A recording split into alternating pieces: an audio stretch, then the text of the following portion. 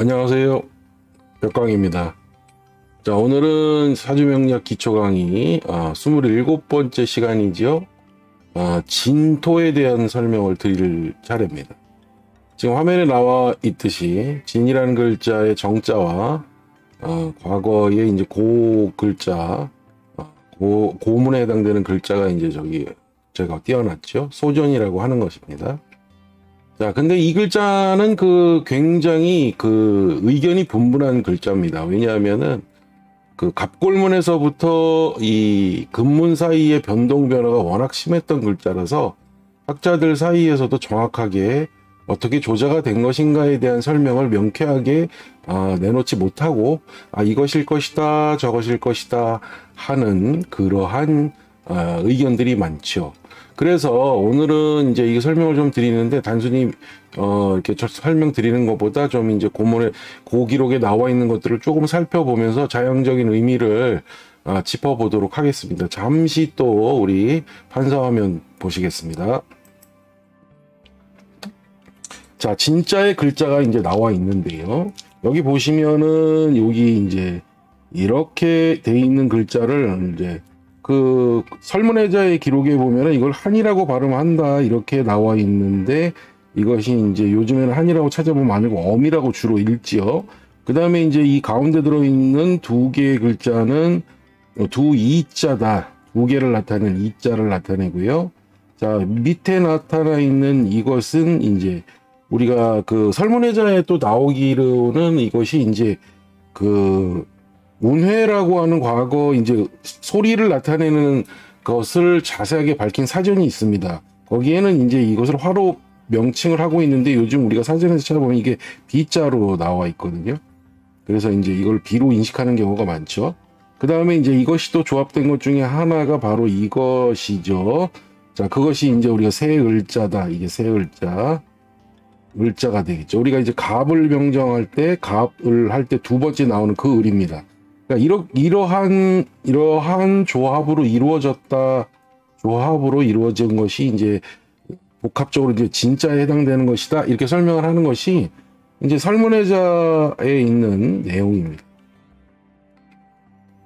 그래서 이제 이러한 조합에 의해서 주로 진짜를 읽고 쓰고 또는 해석을 한다라고 하는 설명이 설문해자에 나와 있습니다. 근데 설문해자는 한 번 더 설명을 드리면 허신이라는 사람이 9335자를 정리한 단계는 한나라 시대라고 그랬죠. 중국의 한나라 시대예요.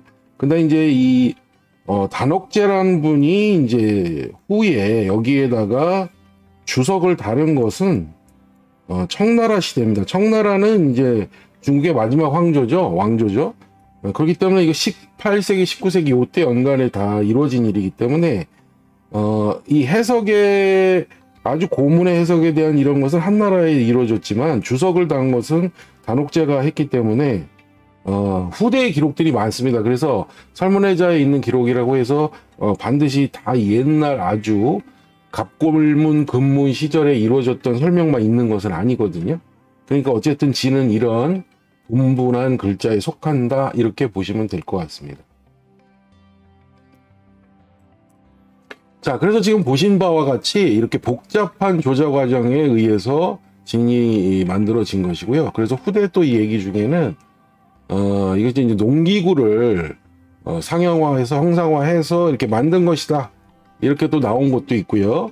그 다음에 이제 우리 하늘에 있는 28수의 별자리 중에 각항저방, 동방칠수에 속하는 각항저방성이 임했을 때 우리가 드디어 농사를 본격적으로 짓기 시작하기 때문에 이 방성의 별자리와 진의 관계에 의해서 농사를 짓기 때문에 이제 이렇게 또 관계가 있다라는 설명이 또 있기도 합니다. 그래서 복잡한 내용이 많습니다. 자, 그래서 이제 이렇게 자형적인 이야기는 이제 이 정도로 한번 정리를 해보겠습니다. 자, 여기서 다시 또 사주 기둥표를 보면요. 자, 우선 진이라고 하는 것은 아까 말씀드린 자형적인 이야기는 이제 넘어가고 그 뜻을 한번 살펴보면 이제 다양한 의미들이 있는데요. 그래서 뭐 우리가 만물이 일어난다 이런 뜻도 있고요. 만물이 일어난다.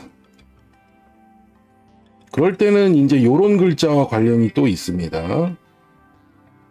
자, 요런 글자와 관련이 있고요. 그 다음에 이제 모든 그 어떠한 기운이 크게 떨쳐진다. 그럴 때는 또 이렇게 기운, 그 양의 기운이 이제 크게 번성해서 이제 떨쳐진다, 떨친다. 그럴 때는 또 이러한 글자와 또 관련이 있습니다. 다양한 글자와 관련이 있는데 이제 이런 것이 다 뜻이 서로 통한다 이렇게 이야기를 하지요. 그리고 이제 아까 좀 말씀드렸을 때 이 각항저방 할 때 그 방성이 이제 임할 때 농사가 시작되기 때문에 우리가 농사를 나타내는 글자일 때도 이렇게 밑에 보면 요 진자가 들어 있습니다. 이 농사를 나타내는 이 농자에도. 그래서 이제 이런 것들과 관련이 있다. 이렇게 이야기를 하지요. 자, 그래서 이제 요런 드디어 우리가 인월, 인 다음에 묘 다음에 진이 되면은 이렇게 만물이 소생하면서 크게 번창하면서 드디어 농경 활동할 수 있는 그런 시기가 왔다. 이렇게 해석하는 경우가 대부분이죠. 그래서 이제 보통 이런 글자들은 그래서 인묘진 봄의 이제 기운에서 이제 가장 끝에서 봄의 기운이 가장 왕성한 기운. 그래서 실질적으로는 목기가 이제 드디어 이제 제대로 움직이기 시작한 그 다음에 이제 화로 넘어가니까요. 드디어 이제 온도가 많이 높아졌다 이런 해석을 할 수가 있겠죠. 물론 이제 목이 가장 왕한 것은 묘달이라고 우리가 이제 앞에서 말씀을 드렸습니다. 근데 이제 기운 체계가 그렇다는 것이고요. 자, 이제 그렇게 진을 보면 이해가 될 수가 있겠죠. 그래서 이제 우리가 연주에서 이제 간지에 이제 진이 오게 되면은 이게 진년이 되죠. 그래서 우리가 흔히 배속되는 동물이 용입니다. 용. 그래, 용이란 동물을 용띠 이렇게 해석을 하지요. 자, 그래서 이제 용이 왜 또 배속됐는가 하는 것은 저희 그 테마 강의 보시면 제가 한 편의 동영상을 올려놨습니다. 그래서 거기 보시면 왜 용이 진이 됐는가 된 까닭은 그런 영상을 제가 테마 강의로 하나 준비해서 올려놨으니까요. 그걸 보시면 왜 용이 진에 배속되었는가, 용이라는 동물이, 이 상상의 동물이. 자, 그래서 화면 상단에, 오른쪽 상단에 제가 이렇게 동영상 링크를 해 놓을 테니 그걸 한번 궁금하시면 보시는 것도 좋을 것 같습니다. 그래서 이제 그거는 그렇게 가름을 하겠습니다. 자, 그래서 이제 용은 그래서 과거에는 그렇게 기린 또는 봉황 또는 거북이 뭐 이런 동물들과 함께 네 가지의 신령한 동물 중에 가장 뛰어난 동물이다. 그래서 무궁무진한 조화 능력을 가진 동물이다. 그래서 우리 민간 신앙과 민속 신앙에서는 이 굉장히 많은 설화나 미술용품, 뭐 다양한 지명, 뭐 같은 호국의 상징, 뭐 이런 것들로 이렇게 표현되긴 했죠.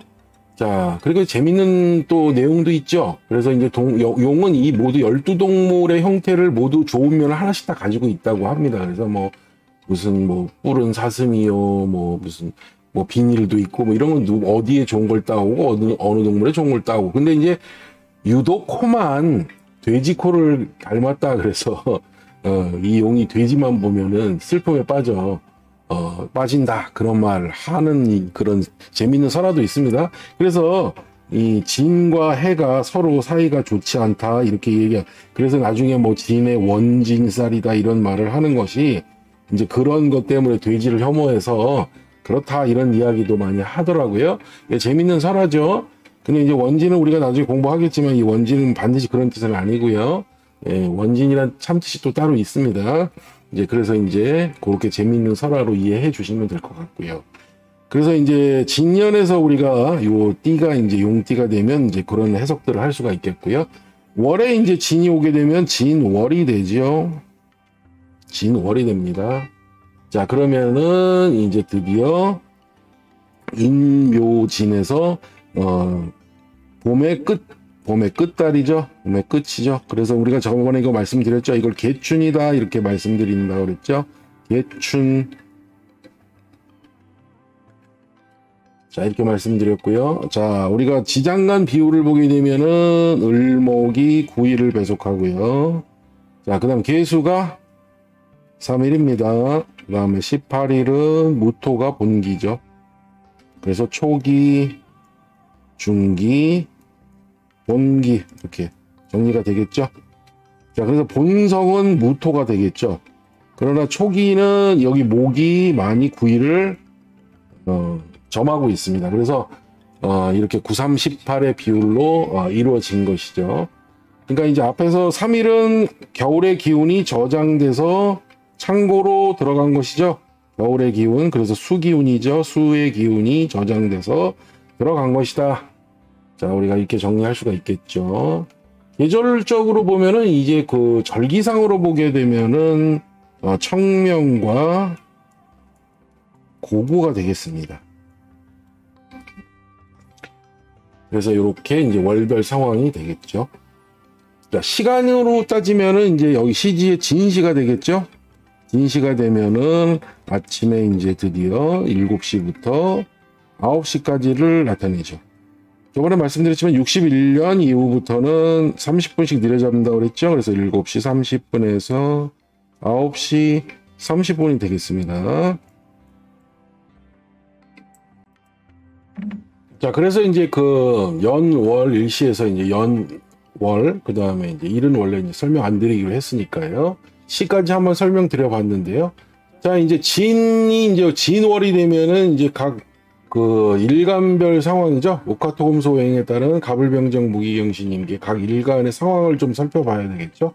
자, 오늘은 그 전에 여러분들에게 이제 또 한 가지 새로운 개념을 설명드리면서 추가적으로 이제 좀 부연 설명하고 이제 한번 들어가 보도록 할게요. 자, 우선은 그 사령과 통근이란 개념에 대해서 이제 약간 설명을 드리면서 한번 넘어가 보도록 하겠습니다.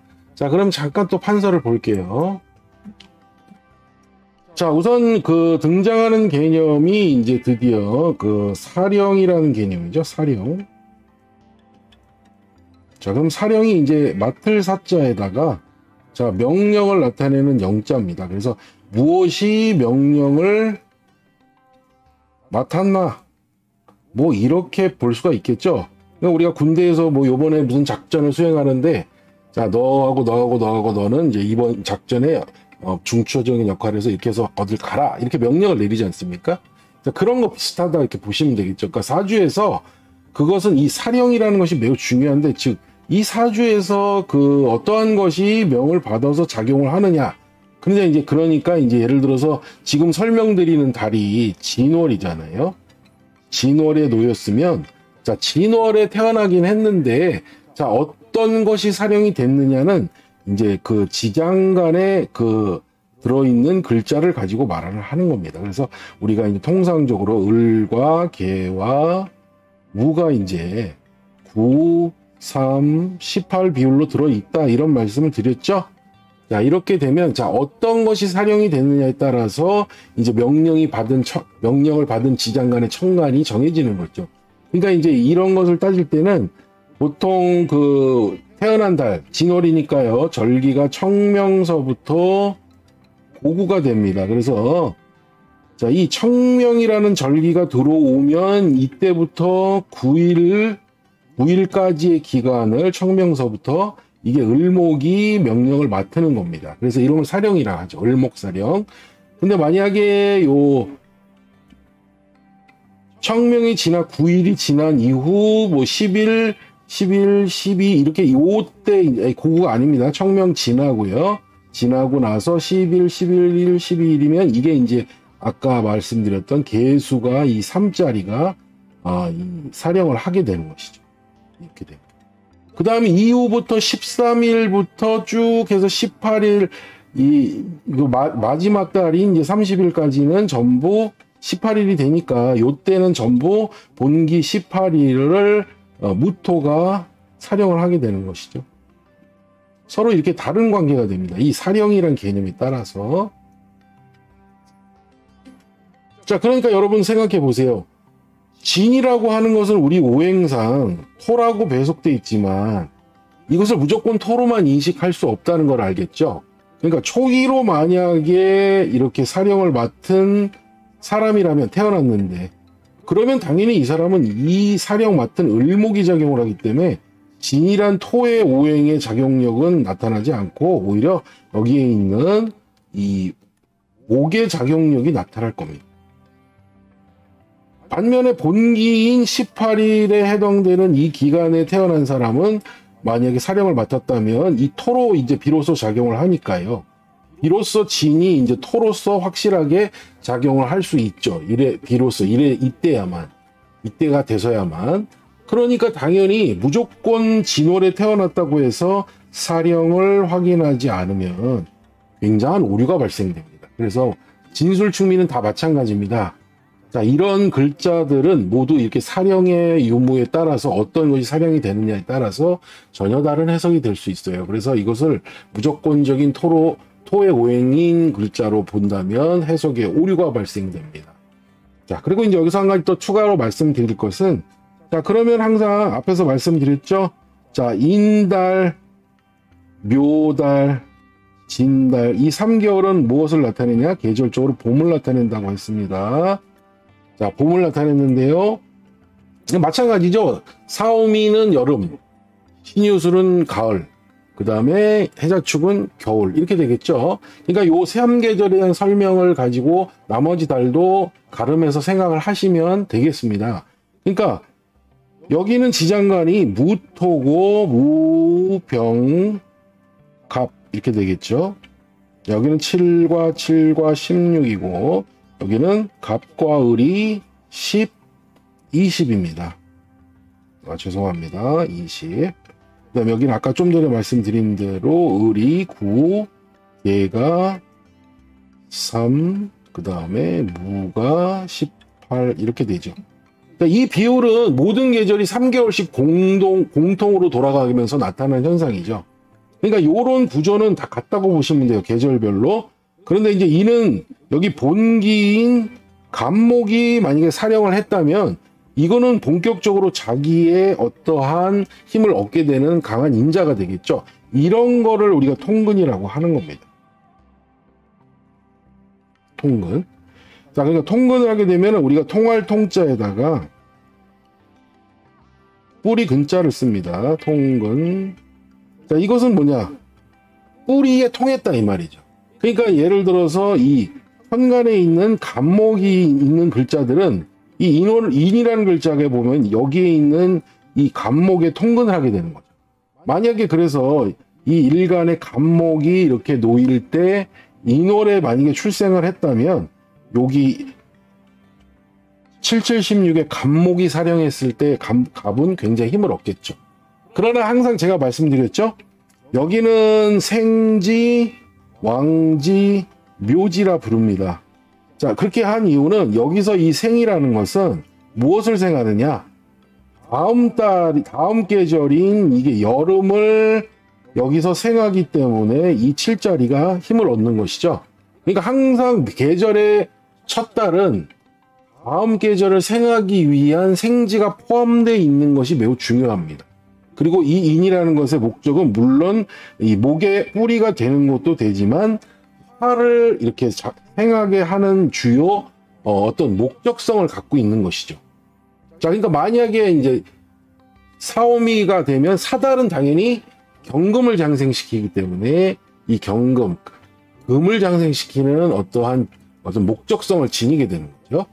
자, 마찬가지로 여기 지금 그래서 이는 여기 본기 간목이 사령했을 때 본격적으로 자기의 통근력을 발휘한다. 그럴 때 역시 작용하는 것은 사령이다. 중요한 포인트는. 자, 그러나 이제 왕지인 묘달은 어때요? 갑을로 전부 이루어졌기 때문에 여기에 사령을 하든 여기에 사령을 하든 목들은 다 힘을 얻습니다. 그렇기 때문에 이것을 왕지라고 하는 겁니다. 본격적으로. 자기의 기운들로만 가득 차 있기 때문에. 그러니까 갑을목 같은 경우에는 묘달에 태어나면은 굉장히 힘이 세겠죠. 전부가 자기 목으로 이루어진 달이니까요. 그러나 지금 설명드리는 진월에 태어났다면 여기는 앞에 초기는 이 묘에서 이어져 온 목이 작용을 하고 있기 때문에 여기에 만약에 사령이 된다면 당연히 갑을목은 힘을 얻지만 당연히 이 18에 있는 본인 토가 사령을 하게 된다면 이거는 힘을 얻는 게 아니라 갑을목 입장에서는 목국토를 해야 되는 입장이 되는 거죠. 그렇게 되면 진이라는 달의 본성인 토가 작용하는 건 이때부터라는 거죠. 그렇겠죠? 그러면서 오히려 이제 만약에 3자리에 사령이 됐다면 이 3자리는 수생목의 관계를 이루기 때문에 다소나마 이제 나를 생해주는 갑을목의 입장에서 나를 생해주는 그런 요소로 작용하는 이 숫자는 이제 3자리 비율은 약하지만 그래도 통근력은 좀 얻게 되는. 그러니까 우리가 통근이라고 하는 것은 통상적으로 나와 같은 오행이거나 나를 생해주는 오행을 통근이라고 하는 겁니다. 통근이라고 하는 것은. 그러니까 지장간 안에서 이제 나와 같은 오행을 얻었거나 아니면은 또는 나를 생해주는 오행은 통근이 된다. 이렇게 보시면 될 것 같거든요. 그러니까 이제 요런 이론에 따라서 자, 그러니까 당연히 요 진월은 또 뭐라고 그랬어요? 묘지라고 그랬죠? 이 묘라는 것은 뭐라고 그랬습니까? 앞계절의 기운을 이 3자리에 저장하는 데 목적이 있는 거죠. 그러니까 요 개수는 겨울이 정리돼 들어와 있는 3자리고 그 다음 초기는 전달의 기운인 목의 기운이 아직 강하게 작용하고 있는 것이다. 이렇게 항상 이해를 하셔야 됩니다. 다른 달도 마찬가지입니다. 예, 이런 식으로 반복되는 오행의 기운이 서로 그 위치만 다를 뿐이지 똑같은 구조 원리로 계속 사계절이 반복되는 거죠. 그러니까 만약에 진술충미의 글자를 다 토로 일단은 오행적으로 인식하지만 무조건 다 토다. 이 사주 내에서 이렇게 보시면 큰 오류가 발생하죠. 그러니까 무엇을 해야 된다? 반드시 사령을 확인하셔야 된다. 이 사령이라는 것이 매우 중요하다. 자, 이렇게 한번 정리해서 말씀드렸습니다. 자, 그래서 지금 말씀드린 사령 개념, 그다음에 이제 이것에 따른 통근의 의미 이렇게 좀 정리를 해서 말씀드린 건데요. 이제 갑작스럽게 이제 설명을 드려서 좀 어리둥절하실 수도 있겠는데 어쨌든 이제 지지의 개념을 이해해 나가면서 차서에 따라서 자축까지 자부터 시작해서 자축 그다음에 이거 겨울에 들어가는 글자고요. 인묘지는 이제 봄이니까 3계절, 봄은 항상 계절은 3계절씩 이렇게 묶여서 움직이니까 인묘진을 이제 설명을 하면서 이제 진달이 왔기 때문에 봄에 대한 한 계절에 대한 전체 설명을 드릴 수밖에 없습니다. 그러니까 당연히 이제 진월쯤 왔을 때 인달의 특징, 묘달의 특징, 진달의 특징의 이 어떠한 사령과 통근의 개념을 한번 여러분들에게 전달을 해드린 겁니다. 물론 이제 앞으로 이 강의가 진행됨에 따라 사오미, 신유술, 해자축에도 계속 이제 이런 개념을 이제 자축은 앞에서 했지만 이제 계절의 이제 12지지를 설명하면서 차례차례 이게 이제 반복되어 설명되어 나갈 거니까요. 이제 조금 이제 친해지시기 바라고요. 그다음에 이제 테마 강의에서 이제 추가적으로 왕상휴수사법에 대해서 이제 여러분들에게 전달을 해드릴 건데 그때 이제 본격적으로 왕상휴수사법이 무엇이고 그리고 그 왕상휴수사법에 따른 통근의 힘이라는 것이 어떤 것인가에 대해서 한번 설명드릴 건데요. 그때 이제 완벽하게 통근의 개념을 한번 이해해 보시는 것도 좋을 것 같습니다. 자, 어쨌든 그래서 오늘은 사령과 통근에 대한 설명을 드렸고요. 자, 이것을 바탕으로 이제 월별 상황, 진월에 따른 그 일간들, 갑을병증 무기경신인 게 오행의 힘을 얻고 안 얻고의 그 일간별 상황 한번 살펴볼게요. 자, 여기 보시면 이제 다시 기둥표가 나왔죠? 그러면 이제 아까 말씀드린 대로 이제 그 진월이 되겠죠? 자, 진월이 됐다. 진월에 대해서 자, 각 일간별 상황, 자, 오행 상황을 보겠습니다. 자, 목의 오행에 속하는 일간, 자, 갑이겠죠? 또 을이겠습니다.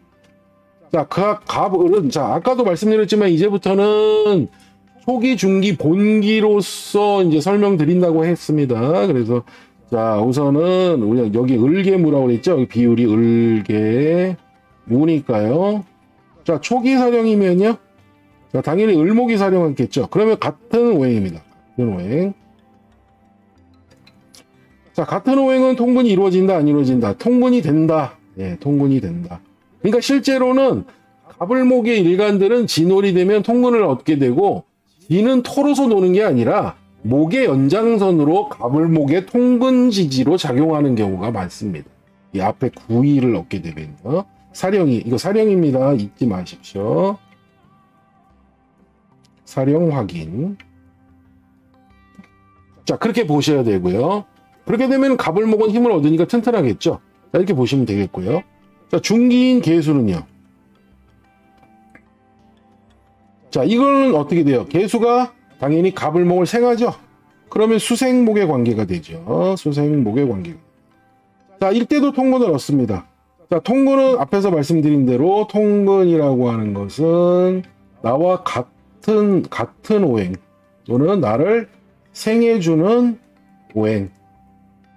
그러니까 일간으로 봤을 때, 일간 입장에서 봤을 때 나와 같은 오행이든지 아니면 나를 생해주는 오행. 이것이 통근이죠.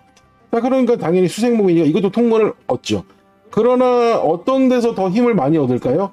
당연히 여기 9자리에서 통근을 하는 것이 훨씬 많죠. 왜? 이건 9, 3, 18이잖아요. 요거 3이니까요. 9자리에서 얻는 것이 낫죠. 그리고 같은 오행에서 힘을 얻는 것이 나를 생해주는 오행보다 훨씬 강합니다. 예.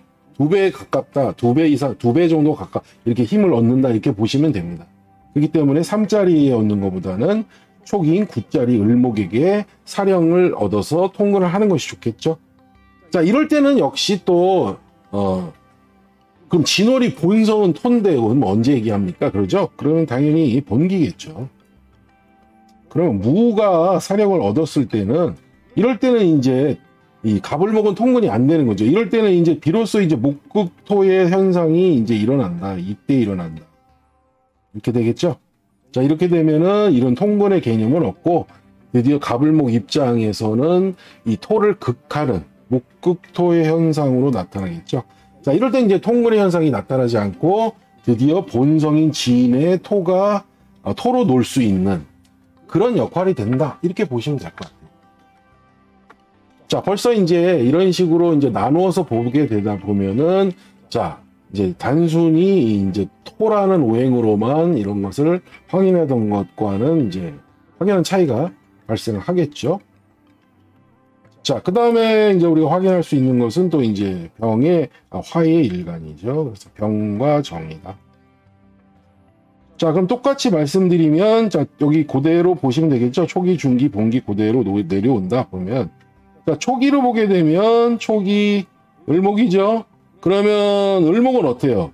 을목에서 입장에서 화의 병정을 보면 목생화의 관계죠. 그죠? 목생화가 될 겁니다. 자, 그러면 일단 화들 입장에서는 통분을 하나요, 안 하나요? 통분을 하죠. 당연히. 통분을 하죠. 통근을 하는데 어떻게 통근을 하는 거냐? 목이 화를 생하는 쪽으로 통근을 얻으니까, 나를 생해주는 쪽으로 오행이 되니까 생하는 것으로 인한 통근이 됩니다. 그런데 같은 오행으로서 통근된 것은 아니죠. 그러니까 그거보다는 약하다. 그러나 통근은 될 수 있다. 자, 그러니까 병정의 입장에서는 초기 사령이라고 그러면 당연히 토로 작용하는 것이 아니라 목으로 작용하기 때문에 통근이 이루어질 수 있다. 이렇게 보시면 되겠습니다. 자, 그 다음 중기는요. 중기는 당연히 개수가 3자리죠. 그러니까 이제 수국화가 될 겁니다. 수국화가 되겠죠. 수가 극해서 화를 극한다. 자, 그럼 오히려 이제 화의 입장에서는 수국화를 당하니까 통근을 이야기할 필요는 없고 극을 받는 입장이 되겠죠. 그러니까 당연히 이때는 통근 이야기가 나올 수가 없고요. 다만 여기서는 이제 9, 3, 18의 이 중기가 3짜리다 보니까 화를 극하는 개념이 약합니다. 그래서 이것을 뭐 꼭 극한다 이렇게까지 이야기하기도 어렵죠. 오히려 이제 화의 입장에서는 이제 그 진이라는 것이 이제 봄철이니까 화의 입장에서는 봄에 이제 따뜻한 기운이 크게 융성하고 다음 달 사달이 4월이 되면 당연히 자기 계절의 바로 전달이기 때문에 이제 이런 수들은 오히려 화를 극하는 쪽으로 작용하기보다는 오히려 목의 오행들이 있으면은 생하는 입장으로 작용하는 경우가 오히려 더 많습니다. 이 3자리는. 그래서 이제 수국화의 영향력에서는 크게 영향력이 약하고 없다. 이렇게 보시면 될 것 같아요. 자, 그 다음에 이제 본기인 무토가 만약에 사령을 했다면 이제 비로소 이제 병정의 일간들은 화생토의 작용이 이루어질 겁니다. 이로써 이제 이렇게 되면 오히려 이제 진이 이제 본격적으로 오히려 진이 힘을 받겠죠. 진이란 글자가 토인데 토는 화에서부터 생을 받게 되면 땅의 지력이 높아지죠. 당연히. 그러니까 비로소 진월에 태어난 이제 병정의 일간들이 이제 진월에 태어나는 경우는 오히려 일간의 힘을 비로소 진에다가 생해주는 역할로 적용하기 때문에 토들이 힘을 얻는다. 이렇게 보시면 될 것 같아요. 네. 자, 이어서 화면 정리를 좀 했고요. 자, 다음에는 이제 병정까지 했고요. 그 다음에 무토나 기토의 일간이 되겠죠. 토의 오행인 무토나 기토는 진월에 이제 자, 을목을 만나게 되면 당연히 이때는 초기는 당연히 이제 이런 초기는 다시 당연히 목극토가 되겠죠.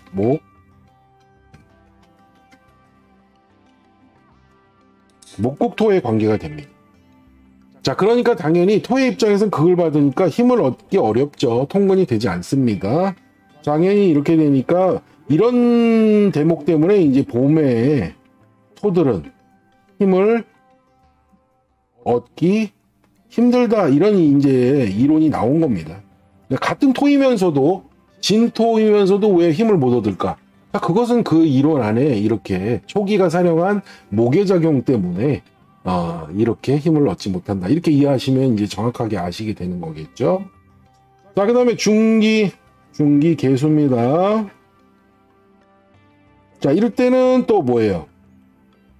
무기토의 입장에서는 토극수가 되겠죠. 토극수가 됩니다. 자, 근데 이건 이제 저장된 수라고 그랬죠. 앞에 겨울이 저장돼서 보관된 수기 때문에 이제 토극수의 영향에서는 매우 약하다. 그러니까 이제 어떠한 토극수의 어떠한 이런 극작용이 미약하다. 이렇게 보시면 되겠네요. 통근 관계에서도 토가 힘을 얻기는 어렵고요, 당연히. 자, 그 다음에 이제 본기가 되면 어떻게 될까요? 본기는 무토가 되겠죠. 자, 토로서는 같은 오행. 자, 그러면 비로소 이제 어떻게 돼요? 토는 힘을 얻겠죠. 통근이란 개념이 이제 작용을 할 겁니다. 같은 오행이니까요. 자, 그러니까 본기가 사령이 돼야만 무기토는 진에서 통근을 얻는다. 이렇게 보시면 될 것 같아요. 자, 근데 나중에 이제 같은 토들은 통근을 얻더라도 이제 화에서 통근을 얻는 것보다는 좀 약합니다. 오히려 반대로 본격적으로 화를 만나야 토들은 더 힘을 얻습니다. 그런데 이제 앞에서 말씀드린 다른 오행들은 갑이나 을목은 같은 오행인 갑을목의 지장간의 사령을 얻으면 굉장히 같은 힘을 얻는다 그랬어요. 통근이. 그런데 이제 토는 같은 토를 얻어도 통근력이 약하다. 이건 또 무슨 이야기냐? 그래서 이제 이거는 이제 나중에 화토일체론에 근거해서 이제 한번 말씀드릴 건데요. 어쨌든 지금 단계로서는 토들은 같은 토에서 통근을 얻더라도 화에서 화생토 받는 것보다는 약하다. 이렇게 이해하시면 될 것 같아요. 자, 그 다음에 좀 어려운 이렇게 이제 기초 단계에서 이런 거를 다 설명드리기가 좀 애매한데, 그래서 일단은 이렇게 기본적인 골간만 딱 찍고 이제 넘어가도록 하겠습니다. 자, 그 다음에 이번에는 금의 일간을 봐야겠죠. 자, 금의 오행인 일간들인 경금과 신금이죠. 자, 초기. 자, 을목은 어떤 관계인가요? 이거는 이제 금극목의 관계죠. 경금이나 신금이 이제 을목을 극하게 되는 금극목의 관계가 돼요. 통근의 개념은 작용하기 어렵죠. 내가 극하는 오행이 되니까요. 자, 그러니까 이제 이런 것은 이렇게 보시면 되겠고요. 오히려. 자, 그 다음에 개수는요. 개수는 당연히 이제 금생수의 관계가 될 겁니다. 자, 이것은 오히려 일간이 기운을 생하죠. 뭘로? 금생수로 이렇게 빠져나가죠. 일간의 기운이. 자, 그런 관계로 보시면 될 거예요. 그러니까 오히려 이제 아파트에서도 말씀드렸지만 이런 보관용 3자리는 이런 내부적으로 볼 때는 이 을목에게 힘을 주는 역할이 더 많기 때문에 일간이 이 금 3자리를 이렇게 생해서 뭔가 크게 작용력을 일으키기는 어렵다는 거죠. 그래서 항상 이 진술춘미에 들어있는 3일의 이런 보관용 지장간은 어떠한 이런 용도가 이렇게 크게 사용되는 것이 이제 강한다기보다는 이거보다는 이게 저장용이기 때문에 이렇게 어떤 활용면에서 매우 떨어진다 이렇게 보시면 됩니다. 그렇게 이해하시는 게 좋아요. 이게 지금 활발하게 사주에 쓰인다 이렇게 보시기보다는요. 자, 그러니까 만약에 이제 중기 거쳐서 본기가 되면요, 이제 무토사령이겠죠. 자, 이렇게 되면 이제 드디어 이제 토가 생에서 금을 생하죠. 토생금의 관계가 됩니다. 자, 그렇게 되면 어떻게 돼요? 금일간들은 나를 생해주는 오행을 만났으니까 이것이 이제 통근이 되겠죠. 근데 같은 오행으로 통근하는 것보다 약하다 그랬어요. 같은 오행으로 통근을 하게 되면 오히려 2배의 힘을 얻는다 그랬습니다. 잊지 마십시오. 자, 그 다음에 이제 마지막이 되겠네요. 수일간들이겠죠. 이거 글자 잘 안 써요. 자, 수일간들이죠. 자, 임수나 계수가 되겠죠. 자, 초기는요. 초기는 을목이죠. 을목이니까 이제 이거는 이제 임수와 계수가 오히려 이제 목을 생해주는 입장이 될 겁니다. 그러면은 수생목의 관계죠. 자, 어디서 일간의 입장에서는 기운이 오히려 나가죠. 생해줘야 되니까 생해서 수를 생해주니까요. 자, 그러니까 이제 통근의 개념은 아니겠죠. 그리고 이제 구자리니까 목의 기운이 활발하게 작용하니까 자기 기운을 활발하게 쓰는 것에서 어떤 목적성을 두겠죠. 자, 그렇게 이해하시는 게 더 합리적이고요. 그 다음에 중기인 계수는요. 이때는 같은 오행이네요. 같은 오행. 자, 이럴 때는 어때요? 임수나 계수가 통근을 하겠죠? 당연히 3자리지만 같은 오행이면서. 그런데 이것은 좀 애석한 것은 이제 3일짜리에다가 통근을 하게 되면 이제 매우 약하다, 미약하다 보는 겁니다. 그러나 이제 만약에 전혀 통근이 되지 않는다면은 그거보단 낫겠죠. 네. 그것을 이제 생각하시면 될 것 같아요. 자, 그 다음에 이제 본기가 되면은 무토가 됩니다. 자, 이렇게 되면은 오히려 이제 토가 오히려 극을 하죠. 수를. 토국수의 관계가 됩니다. 자, 그러니까 일간 입장에서는 이런 통근의 의미는 없겠고요. 오히려 일간이 극을 당하는 입장이니까 이제 약한 상황이 되겠죠. 오히려. 자, 이렇게 해서 이제 각 일간 오행에 따른 일간별 상황을 진월해서 한번 판단을 해봤습니다. 그래서 지금까지 이렇게 초기, 중기, 본기에 따른 해석을 좀 이렇게 달리하면서 묘라는 지지를 설명할 때까지 하고 방식과는 약간 다르게 좀 추가적인 설명을 드려봤어요. 조금 어려운 개념, 갑자기 좀 어려워졌을 수도 있는데요.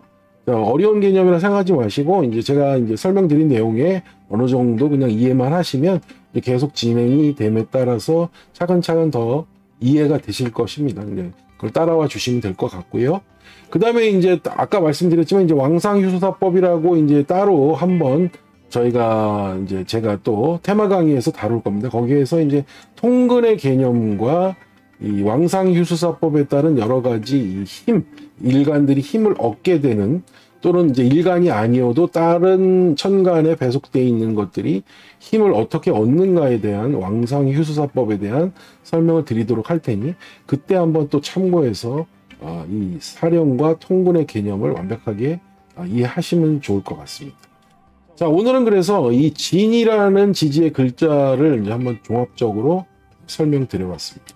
자, 그러니까 앞서 설명드린 대로 이제 진이 왜 용이라는 동물이 배속됐는가는 이제 테마 강의에도 나오니까요. 한번 참고하시고요. 또 이제 다음 지지 사화 시간에 이제 뵙도록 하겠습니다. 자, 벽강이었습니다. 감사합니다.